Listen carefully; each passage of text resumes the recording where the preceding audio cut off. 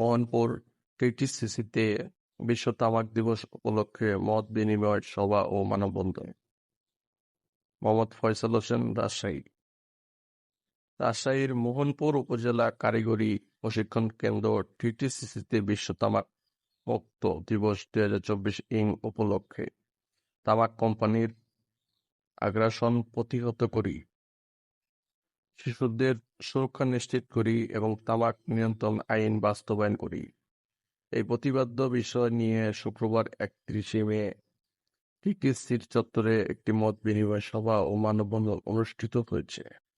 মানববন্ধনটি টিটিসির চত্বর থেকে বের হয়ে রাজশাহী টু নওগাঁ মহাসড়কে প্রদর্শন করে উপজেলা কারিগরি প্রশিক্ষণ কেন্দ্রের চত্বরে এসে সমাপ্তি হয়। সভায় প্রধান অতিথি হিসেবে উপস্থিত ছিলেন অত্র প্রতিষ্ঠানের অধ্যক্ষ আতাউর রহমান।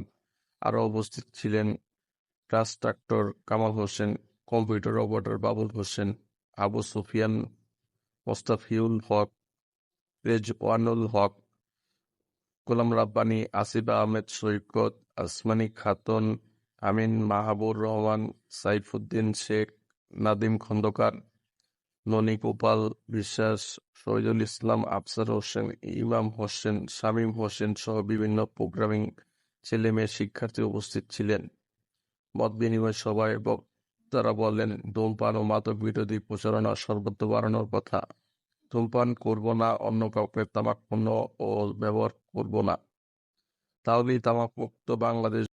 অত্র প্রতিষ্ঠানের অধ্যক্ষ আতাউর রহমান বলেন, বিশ্বজুড়ে 24 ঘন্টা সময়সীমা ধরে তামাক সেবনের সমস্ত প্রক্রিয়া থেকে বিরত থাকাতে উৎসাহিত করার উদ্দেশ্যে দিবসটি প্রচলিত হয়েছে। এছাড়াও দিবসটির উদ্দেশ্য তামাক ব্যবহারের ব্যাপক প্রাদুর্ভাব এবং স্বাস্থ্যের উপর এর নেতিবাচক প্রভাবের প্রতি দৃষ্টি আকর্ষণ করানো, যা বর্তমানে প্রতি বছর বিশ্বব্যাপী প্রায় 60 লক্ষ মানুষের মৃত্যুর কারণ বিবেচিত এবং যার মধ্যে ধূমপানের পরোক্ষ ধোঁয়ার প্রভাবের কারণে প্রায়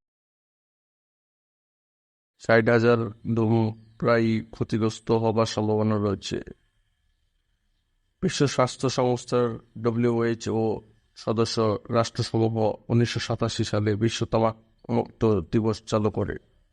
বিগত 20 বছরে দিবসটি সরকার, জনস্বাস্থ্য সংগঠন, ধূমপায়ী উৎপাদনকারী এবং তামাক শিল্পের কাছ থেকে উদ্যম এবং প্রতিরোধ উভয়ের মাধ্যমে বিশ্বজুড়ে পালিত হয়ে আসছে।